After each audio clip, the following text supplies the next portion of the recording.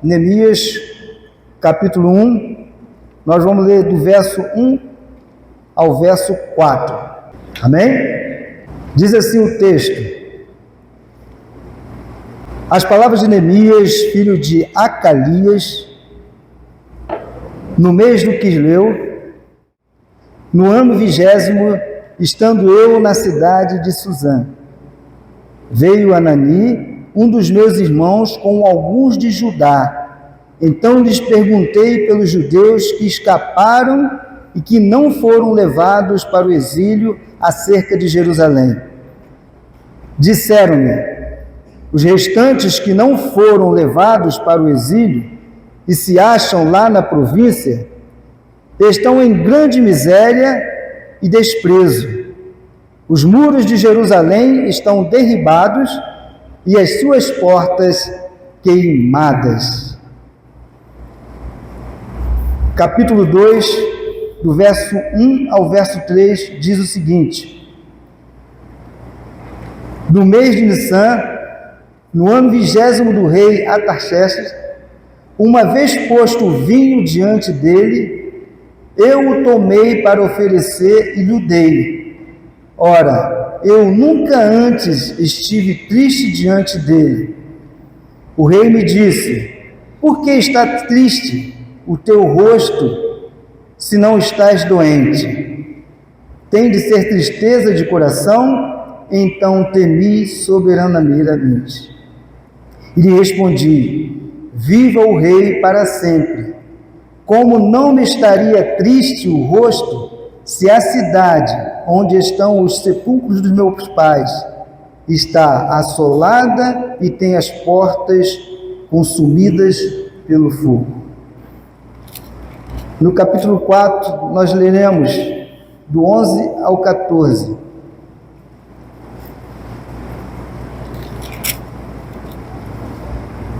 Que diz o seguinte: disseram, porém, os nossos inimigos: nada saberão disto, nem verão, até que entremos no meio deles e os matemos, assim faremos cessar a obra. Quando os judeus que habitavam na vizinhança deles, 10 vezes nos disseram: de todos os lugares onde moram, subirão contra nós. Então pus o povo por famílias nos lugares baixos e abertos por detrás do muro, com as suas espadas e as suas lanças e os seus arcos. Inspecionei, dispus-me e disse aos nobres, aos magistrados e ao resto do povo: não os temeis, lembrai-vos do Senhor, grande e temível, e pelejai pelos vossos irmãos, vossos filhos, vossas filhas, vossa mulher e vossa casa. Continuando no verso 17: os carregadores que por si mesmos tomavam as cargas, cada um com uma das mãos fazia a obra e com a outra segurava a arma. E edificadores, cada um trazia sua espada, a cinta, e assim edificavam. O que tocava a trombeta estava junto de mim. Disse eu aos nobres, aos magistrados e ao resto do povo: grande e extensa é a obra, e nós estamos no muro muito separados, longe um dos outros. No lugar que ouvirdes o som da trombeta, para ali acorrer a ter conosco, o nosso Deus pelejará por nós. Assim trabalhávamos na obra, e metade empunhava as lanças, desde o raiar do dia até o sair das estrelas. Também nesse mesmo tempo disse eu ao povo: cada um com seu moço, fique em Jerusalém, para que de noite nos sirvam de guarda e de dia trabalhem. Nem eu, nem meus irmãos, nem os meus moços, nem os homens da guarda que seguiram, largávamos de nossas vestes. Cada um se deitava com as armas à sua direita. Para finalizar, apenas um versículo do capítulo 6, que é o versículo de número 3, que diz o seguinte: enviei-lhes mensageiros a dizer: estou fazendo grande obra, de modo que não poderei descer. Amém? Vamos orar? Senhor Deus, nós te damos graças, ó Pai, por estarmos na Tua casa. Abrimos, ó Senhor Deus, as nossas mentes, os nossos corações, nos colocamos acessíveis, ó Senhor Deus, à Tua palavra, que o Senhor venha, Senhor Deus, se manifestar poderosamente na vida de cada pessoa aqui presente nesta noite, cada família, cada líder de família, Senhor Deus, possa ser profundamente, ó Pai, tocado, Senhor Deus, pela Tua palavra nesta noite. Tu conheces, ó Senhor Deus, cada um aqui. Tu sabes, ó Senhor Deus, das lutas, Senhor Deus, dessas famílias, ó Pai. Mas hoje, Senhor Deus, nós declaramos no mundo espiritual, ó Pai, que haverá, Senhor Deus, restauração, que haverá conserto, Senhor Deus, que haverá reforma, porque Tu tens, ó Senhor Deus, um projeto especial para cada família, e o Senhor vai revelar isso nesta noite, na vida de cada um, ó Pai. Abençoa, Senhor Deus, esse momento. Usa-me, Senhor Deus, como ministro, Senhor Deus, da Tua palavra, como, Senhor Deus, apenas instrumento, que o Senhor venha fazer a Tua obra. Assim nós oramos em nome do Seu Filho amado, Jesus Cristo. Amém. Que bom, né? É um texto bastante rico, que dá para a gente tirar bastante informações e tirar várias reflexões para as nossas vidas. Eu gostaria de começar dizendo que eu tenho duas notícias para você.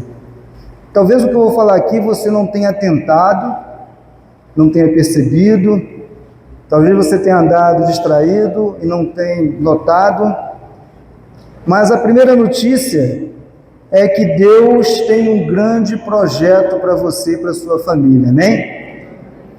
Que bom, né? Você tem certeza disso? Que Deus tem um grande projeto para você e para a sua família? Amém. Mas tem uma outra notícia. O diabo também tem. E às vezes nós passamos desapercebidos, nós nos envolvemos com o dia a dia, com as coisas, com os afazeres, achamos que o que nós estamos fazendo é o máximo, já está bom, e nós esquecemos que Deus tem um projeto para nós e para a nossa família, que é muito mais do que isso que nós temos vivido. Mas também vai uma palavra de alerta nesta noite: o diabo também tem um projeto para a sua família. Há um tempo atrás eu preguei aqui, ministrei, e um dos pontos que eu trabalhei, a mensagem estava relacionada à família, e um dos pontos que eu trabalhei foi justamente o nosso inimigo. Eu falo inimigo porque o texto que nós lemos, de Neemias, fala que eles foram o tempo todo, ameaçados pelo inimigo. E nós somos assim, a nossa família, nós somos o tempo todo ameaçados pelo inimigo. E eu falei que, quanto família, constituída, o inimigo, ele tenta, ele ataca, mas o objetivo dele não é destruir a família. O objetivo dele é desconstruir a família. O objetivo dele é desconstruir tudo aquilo que Deus criou de mais precioso, porque logo depois de Deus haver criado tudo, Deus cria o homem, em seguida Deus cria a mulher, e dali se faz a primeira família. E desde aquele momento, o diabo começa a atacar a família. Adão e Eva pecam, e logo em sequência há o primeiro homicídio, e a coisa veio andando, e chegou ao ponto que nós estamos. Então o objetivo do diabo, ele não é destruir, é desconstruir. E eu me lembro que eu falei na época que desconstruir significa desfazer. É diferente de você construir. Se eu tenho uma construção e eu quero destruir, eu boto uma dinamite lá, explodo tudo, venho com uma retroescavadeira, quebro e acabou. Destruir. Mas o nosso inimigo, ele é astuto. Ele não quer destruir. Ele quer desconstruir. Desconstruir tem um sentido, né, de reconstruir a partir de princípios diferentes e não tradicionais. Reconstruir, né? Diz o seguinte, reconstruir a partir de princípios, né? E de princípios, né, diferentes e não tradicionais.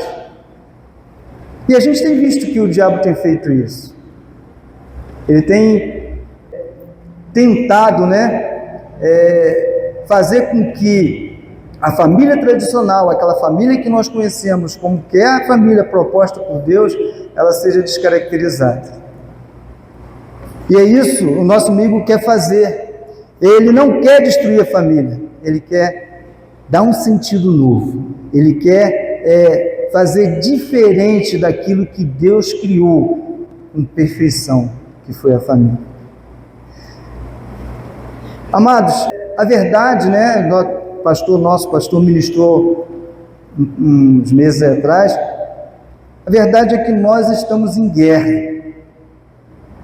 E é uma guerra que ela não é travada no físico, ela está sendo travada no espiritual. Nesse momento nós estamos aqui sentadinhos nos nossos bancos, ouvindo a palavra de Deus, mas no mundo espiritual está tendo uma guerra tremenda, porque o inimigo não quer que você saia daqui com esse entendimento dos projetos de Deus para a sua família. Nós precisamos estar atentos a esses detalhes, porque, como eu falei no início, nós nos envolvemos tantas coisas e achamos que o que está acontecendo no meio da família é normal. Mas não é normal, porque não foi isso que Deus projetou para a família. Então nós vivemos uma luta que é espiritual. Lá em Efésios 6, 10, 13, o que diz lá? Vamos abrir nossa Bíblia? Eu sei que muitos conhecem, mas é bom a gente ler, para a gente fixar. Efésios capítulo 6, a partir do 10 até o 13, diz o seguinte: quanto a mais sedes fortalecidos no Senhor e na força do seu poder. Nós temos que ser fortalecidos em quem?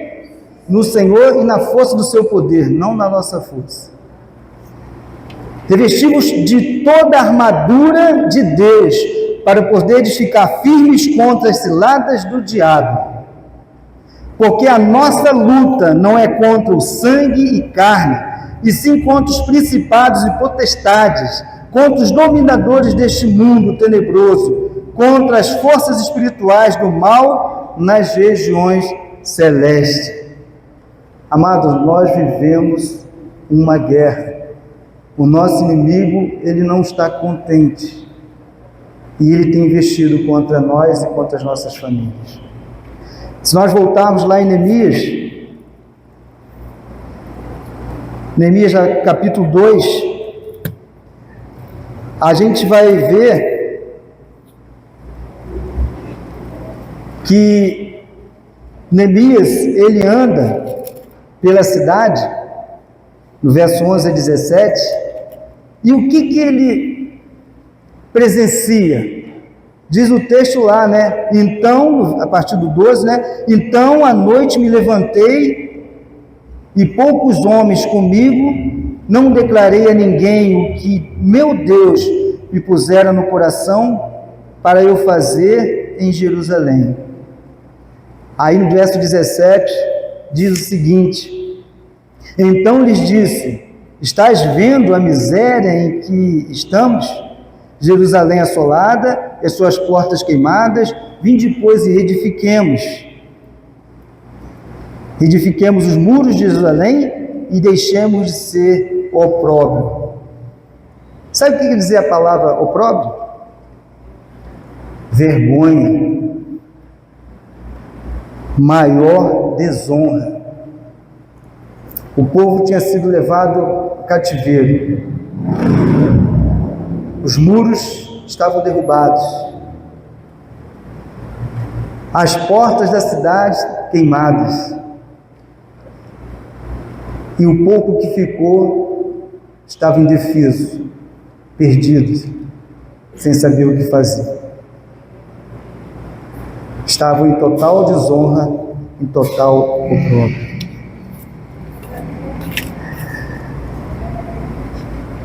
O que Neemias vivenciou naquele momento, quando ele entra e sai pela cidade, andar pelos corredores, as ruas estreitas, ele presenciou um verdadeiro cenário de guerra.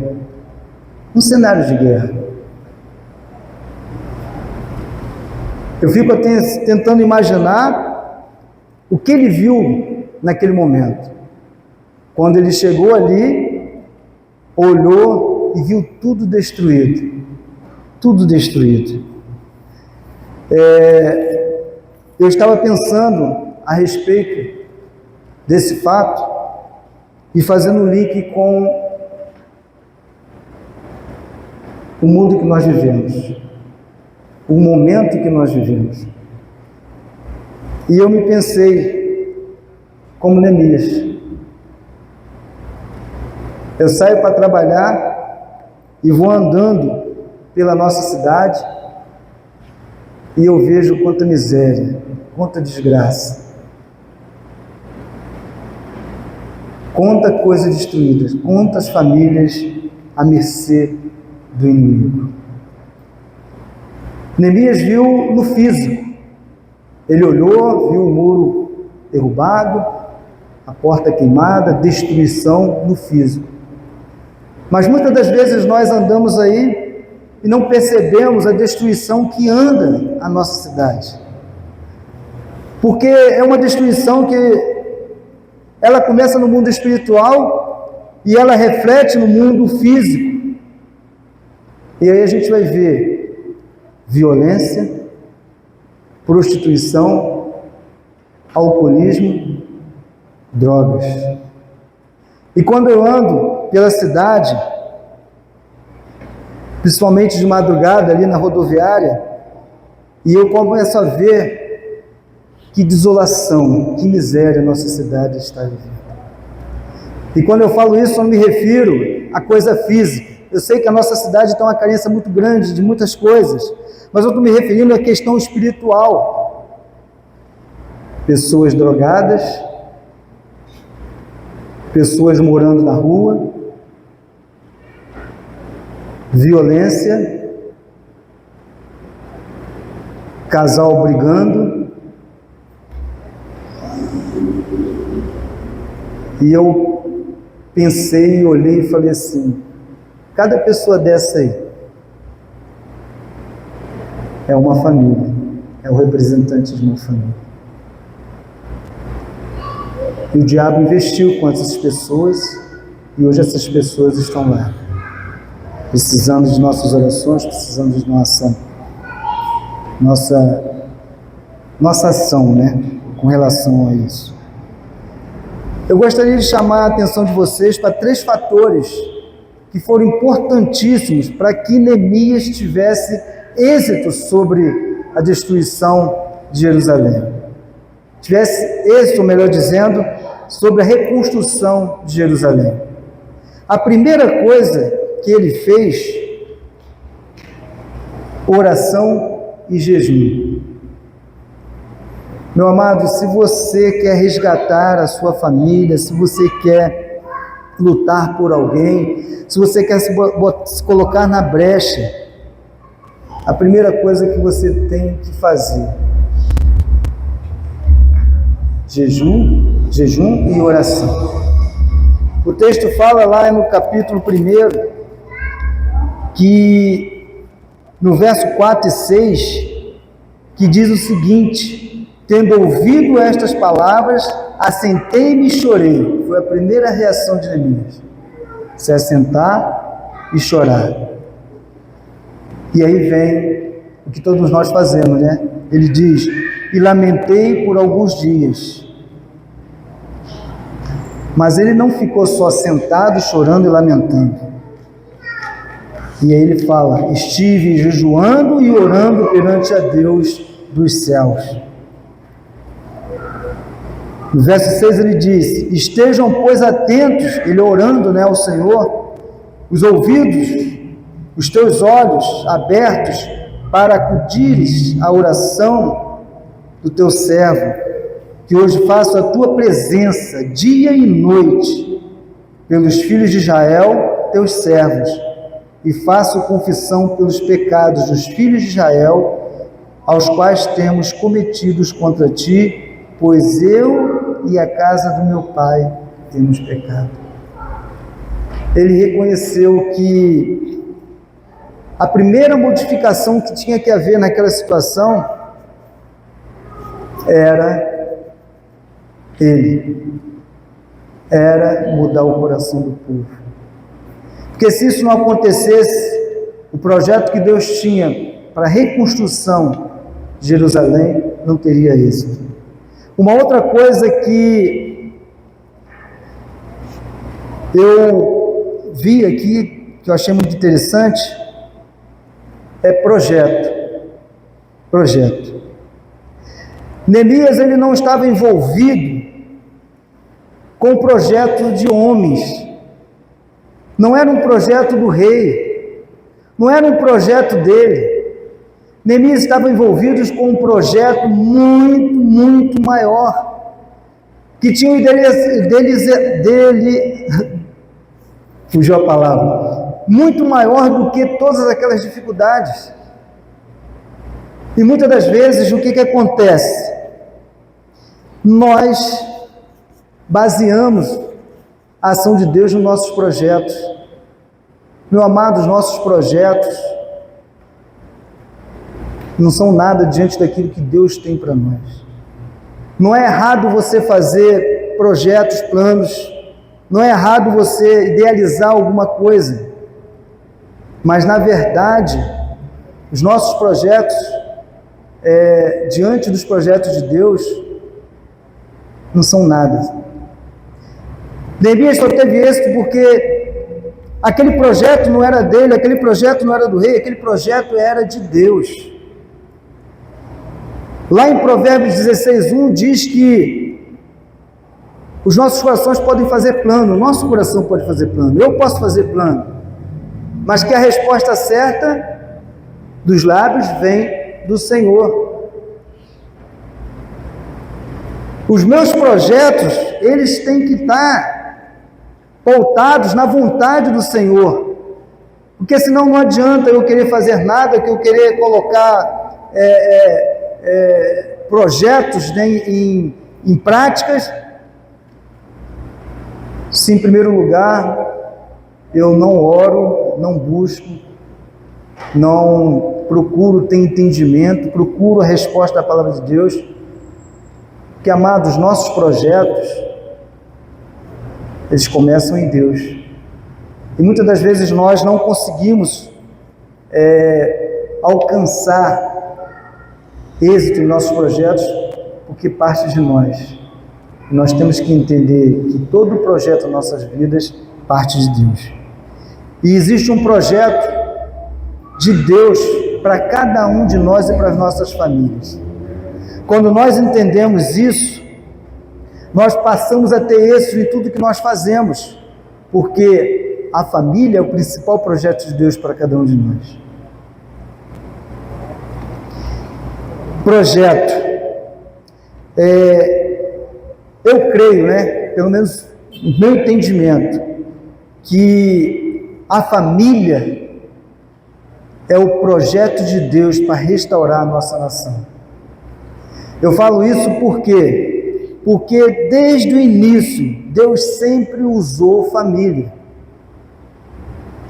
Desde o início, Deus, quando moveu algum projeto, quando Deus tinha alguma ação para realizar, Ele sempre usou família. Na maioria das vezes a gente vai ver família envolvida. E família forte, igreja forte,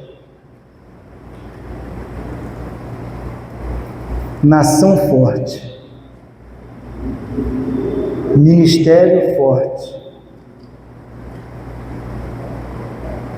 Não há para onde a gente correr, tudo está centralizado na família. Como que eu vou querer ser bem-sucedido no meu ministério, nas minhas ações, no meu dia a dia, se eu não priorizo a minha família? E o diabo, ele sabe disso, que o projeto de família é o principal projeto de Deus, que através da família Deus moveu o mundo, fez vários milagres, várias situações. Através da família ele conseguiu fazer com que o seu reino fosse estabelecido. A gente for olhar a Bíblia, a gente vai ver que em vários momentos Deus usou a família. Abraão, família lá, né? José, a própria família de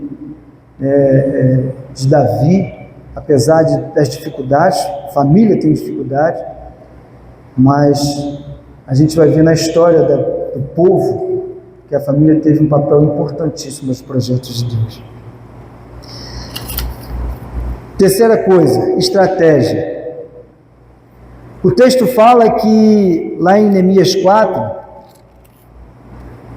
que Neemias, vendo a investida do inimigo, ele vai e traça uma estratégia. Que estratégia seria essa? No capítulo 4, a partir do verso 13 e 16, diz o seguinte: então pus o povo por famílias, nos lugares baixos e abertos, por detrás do muro, com a sua espada e suas lanças, e os seus arcos. Depois, lá na frente, ele diz assim: os carregadores que por si mesmo tomavam as cargas, cada um com uma das mãos fazia a obra e com a outra segurava a arma. Então, estratégia, meu amado. Talvez nós estejamos tão envolvidos com tantas coisas que nós não estamos percebendo a estratégia que Deus nos dá para recuperar, né? Reestruturar, reconstruir a nossa família. O diabo é tão astuto com relação a essa questão de família, que hoje nós temos vários arranjos familiares. Temos um arranjo nuclear, né, que é a família tradicional, pai, mãe. Temos o monoparental, onde muitas das vezes, por questões, né, que foge até ao nosso controle, a mãe assume a responsabilidade na provisão, responsabilidade na educação, na segurança, ou muitas das vezes o pai. E existe também que eles chamam, né, de família extensa, aonde é um avô, uma avó, é um tio, é um primo, é um sobrinho, que moram juntos, né, com uma família. Mas também o diabo, ele é astuto, e nesse arranjo foi criado a família homoparental. E é aí que mora o perigo. Eles chamam de famílias alternativas. E eu chamo de famílias fora do padrão de Deus. Não tem para onde nós fugirmos. A família é isso. Fugiu, não é projeto de Deus. Pode ser qualquer outra coisa, menos projeto de Deus.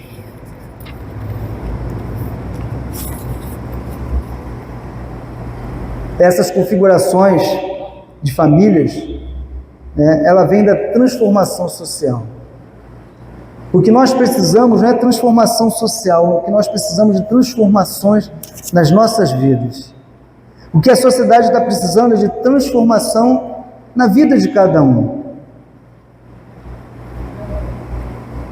E a ferramenta que mais o inimigo utiliza, que é mais utilizada por ele, é justamente isso, a desconstrução da família. É uma família fora dos padrões de Deus. E o interessante é que, nesse projeto de reconstrução dos muros de Jerusalém, o texto fala que a estratégia de Neemias foi justamente o quê? Então pus o povo por famílias. Família é algo muito importante para Deus. Eu gostaria de contar uma história, e essa história, ela é fictícia, mas ela traduz uma realidade em muitas famílias. Essa história conta que existia um homem que ele tinha uma casa, e uma casa era muito bonita mesmo. Ele era muito elogiado, né, pelo cuidado, pelo acabamento daquela casa. Até que um dia apareceu uma pessoa e quis comprar essa casa. E ele falou assim: não, essa casa não está à venda. E a pessoa tentou e não houve negociação. Essa pessoa não se deu por vencida e falou para ele assim: ah, eu estou vendo naquela parede ali um prego. Um prego. Ele achou estranho, né? Ele falou: um prego? Eu gostaria de comprar aquele prego e deixar ele pregado ali naquela parede como ele está. O dono da casa achou estranho, mas falou: vai fazer diferença? Não vai fazer diferença nenhuma para mim. Tá, eu vendo. Combinaram o preço e venderam. Só que o dono não contava que dias depois esse homem voltaria. Só que agora ele voltou trazendo uma carcaça de um animal, uma carcaça fedendo, e chegou lá e já ia colocar no prego. O dono, lógico, falou: que negócio é esse? Isso aqui, você não pode chegar aqui, é minha casa.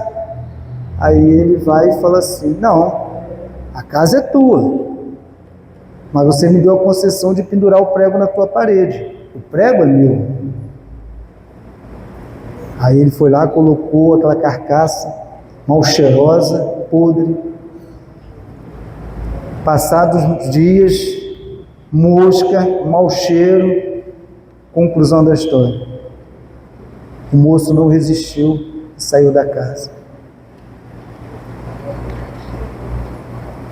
Meu amado, o diabo, ele não precisa da sua casa por inteiro.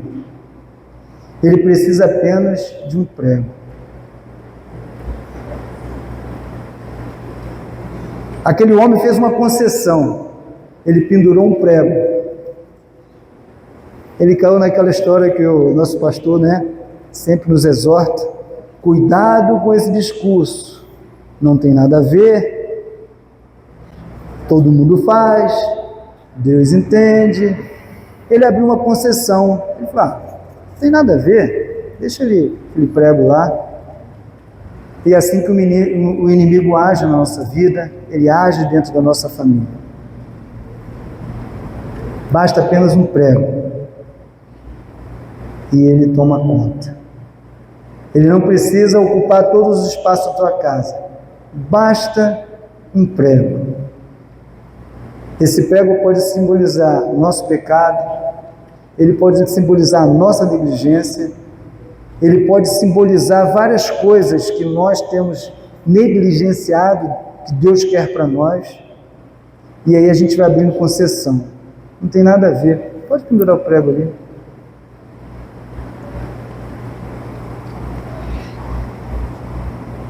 Nós temos que ter cuidado com o que nos apresentam, o que entra em nossos lares. Porque depois que estiver lá, estabelecido, fica difícil de você resolver. Eu sei que eu trabalho na área de construção. Eu me lembro que tinha um professor na faculdade que falava o seguinte: eu parei de trabalhar com obra, porque obra dá muita dor de cabeça. Obra dá dor de cabeça, dá sujeira, dá estresse. Realmente, poucas pessoas gostam de trabalhar com obra. E eu trabalho na empresa lá com obra.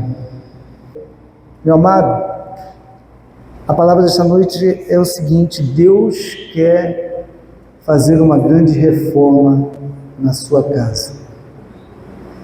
Deus quer fazer uma grande reforma na sua família. E a começar por você. Não sei qual o arranjo familiar que você se encontra hoje, mas todos nós, como membros da família, nós somos responsáveis pela nossa família. Pode deixar. Todos nós somos responsáveis. Cada um nós temos que assumir o nosso papel na nossa família. Talvez você tenha na sua família um tio que está vivendo problemas com o álcool. Talvez você tenha na sua família um sobrinho que está vivendo com problema com as drogas. Hoje Deus te chamou aqui, te trouxe aqui nesta noite, para que você se coloque na brecha, para que você tome uma postura, entendimento que nós não estamos numa vida confortável. Existe uma batalha que está sendo travada. E o inimigo sabe que se ele remodelar essa família, se ele tirar da família a essência que ela é, dentro do projeto de Deus, nós teremos uma igreja fraca, nós teremos uma nação fraca. Então é preciso que nós tomemos uma postura de guerra, de batalha. Nós não vamos nos equipar com armamentos de guerra convencional. A Bíblia fala que as nossas armaduras são espirituais. E se você entendeu essa palavra nesta noite, nós queremos orar por você e pela sua família. Hoje é o 11º dia de 2026. Nós temos um longo ano para enfrentar. A palavra de Deus diz que no mundo tereis aflições, mas tenham bom ânimo. Eu venci o mundo. E quem fala isso não é qualquer um. Quem fala isso é o nosso Deus, é o Senhor Jesus Cristo. Então hoje, quando Neemias fala para o povo, não os temais, se referindo ao inimigo, lembrai-vos do Senhor, grande e temível, e pelejai pelos vossos irmãos, vossos filhos, vossas filhas, vossa mulher e vossa casa. Queria convidar você a ficar de pé.